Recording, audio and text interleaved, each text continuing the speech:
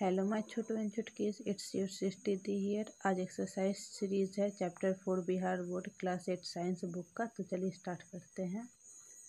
पहले आप लोग का चूज द करेक्ट ऑप्शन है। पहला क्वेश्चन है, धान की फसल कौन सी फसल है? तो जायद होती है। चना की फसल कौन सी फसल है? तो रबी है। उर्वरक एक अकार्बनिक लवण है। खरपतवार हटाने को क्या कहते हैं? निराई। और फिर अनाज का भंडारण कहाँ किया जाता है? तो सभी में कर सकते हैं, जूट के बोरे में, धातु के पात्रों में, कोठियों में, एफसीआई के गोदाम में, मतलब उपयुक्त सभी हो जाए।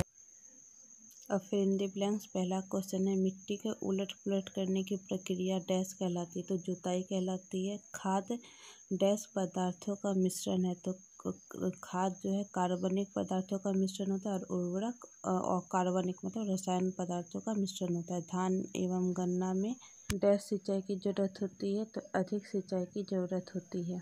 ऐसा क्यों? क्योंकि धान और गन्ना दोनों जायद फसल होते हैं। फोर्थ क्वेश्चन है, केंचुए को किसानों का मित्र कहा जाता है? फिफ्थ क्वेश्चन, फलदार पौधे को पानी देने का सबसे अच्छा तरीका कौन सा था? ड्रिप तंत्र, जिसमें हम लोगों ने पढ़ा था कि पानी बूंद बूंद करके गिरती है और पानी कम बर्बाद होता है। अब मिलान करने की बारी। तो पहला है, खरीफ फसल कौन सा फसल होगा? तो धान एवं मक्का हो जाएगा। रबी फसल कौन सा होगा? गेहूँ, चना, मटर। फिर रासायनिक उर्वरक कौन सा होगा? तो यूरिया, सुपर फॉस्फेट। फिर कार्बनिक खाद तो गोबर, मूत्र एवं पादप अवशेष। फिर लास्ट है आपका हार्वेस्टर। हार्वेस्टर कौन सा यंत्र होता है? तो कटाई का यंत्र। अब क्वेश्चन आंसर की बारी, लेकिन मैं आंसर शॉर्ट में बताऊं क्योंकि मैंने वीडियोस में एक एक चीज़ को बहुत अच्छी तरीके से समझाया। पहला क्वेश्चन, सिंचाई किससे कहते हैं? इसकी आवश्यकता क्यों होती है? तो इसका आंसर क्या हो जाएगा? एक निश्चित समय अंतराल में पौधे में दी गई पानी सिंचाई कहलाती है, और इसकी आवश्यकता इसलिए होती है क्योंकि मिट्टी में जितना भी पोषक तत्व है वो जड़ों के द्वारा पौधे के विभिन्न अंगों में जा सके, जिससे कि पौधे की अच्छी तरीके से वृद्धि हो सके। आपका नेक्स्ट क्वेश्चन है, खाद एवं उर्वरक में क्या अंतर है? तो हम लोगों ने क्या पढ़ा था कि खाद जो है वो हम लोग घर में बना सकते हैं, पहला। और दूसरा, उर्वरक तो हम लोग कहाँ बनाते हैं? तो फैक्ट्री में ही बना सकते हैं।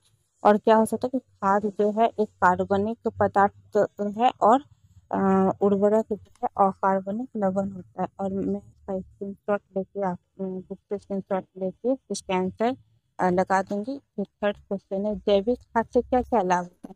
तो जैविक खाद जो हम लोग घर में बनाते हैं तो उससे मिट्टी भुरभुरी होती है, और इससे मित्र जीवाणु की संख्या बढ़ती है। इस तरह से और 3-4 पॉइंट है, इसका भी मैं स्क्रीनशॉट लेके इसका आंसर लगा दूंगी।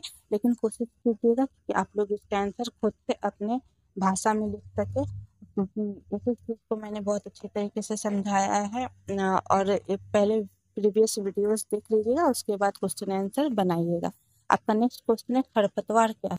तो जब हम लोग बुआई कर रहे थे, बुआई करने के बाद क्या होता है, जब बीज को लगा देते हैं हम लोग मिट्टी में, उसके बाद हम लोग पानी डालें, तो उससे तो एक समय के लिए छोड़ देंगे जिससे कि वो पक सके। जो भी पौधा हम लोग लगाए, जो भी फसल लगाए वो पक सके। तो उसे पकने के लिए जो हम लोग कुछ समय के लिए उसे छोड़ते हैं, किसी भी फसल को छोड़ते हैं, तो उसके अगल बगल में जो है जंगली घास उग जाती है। तो उसे हटाना, उस वो जो जंगली घास पौधा है उसे हम लोग खरपतवार कहेंगे, और उससे हटाने की विधि हम लोग क्या कहते हैं? उसे विधि को निराई कहते हैं। फिर है, हम उनका नियंत्रण कैसे कर सकते थे? खरपतवार हटाने के लिए या उसे नियंत्रण करने के लिए हम लोग खेत में केमिकल डाल सकते हैं, या तो फिर उसे खुरपी की मदद से हटा सकते हैं, या तो फिर हाथ के भी मदद से हम लोग उसे हटा सकते हैं। फिर आपका नेक्स्ट क्वेश्चन है, फसलों की उपज में सुधार हेतु महत्वपूर्ण सुझाव दीजिए। तो हम लोग को जब भी हम लोगों को फसल की उपज को सुधारना है तो हम लोगों को क्या करना पड़ेगा? मिट्टी को अच्छा करना पड़ेगा। तो मिट्टी को अच्छा करने के लिए हम लोग क्या करेंगे? उसमें उर्वरक कम डालेंगे, मतलब रसायन वाला खाद को कम डालेंगे, और जैविक खाद को ज़्यादा डालेंगे। अगर रासायनिक खाद को अगर एक बार डाल रहे तो जैविक खाद को साल में 2 बार डाल सकते हैं।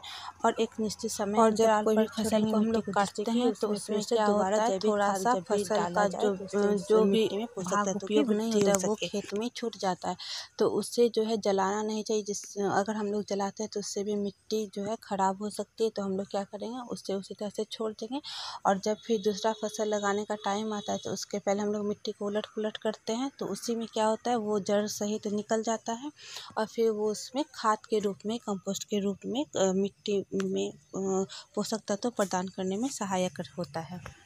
आपका लास्ट क्वेश्चन है, केचुए को किसानों का मित्र क्यों कहा जाता है? क्योंकि केचुआ क्या करता है, या जितना भी सूक्ष्म जीव है वो क्या करता है, मिट्टी जिसका गठन ठीक नहीं है या तो फिर मिट्टी में अगर अकार्बनिक पदार्थ है तो उससे वो क्या करता है, सुधारने में, उसे कार्बनिक बनाने में मदद करता है, जिससे कि मिट्टी में पोषक तत्वों की वृद्धि हो सके और जो भी हम लोग पौधा लगाए, फसल लगाए, वो आसानी से पौधे के अलग अलग भागों तक जा सके और पौधे की अच्छी तरीके से वृद्धि हो सके।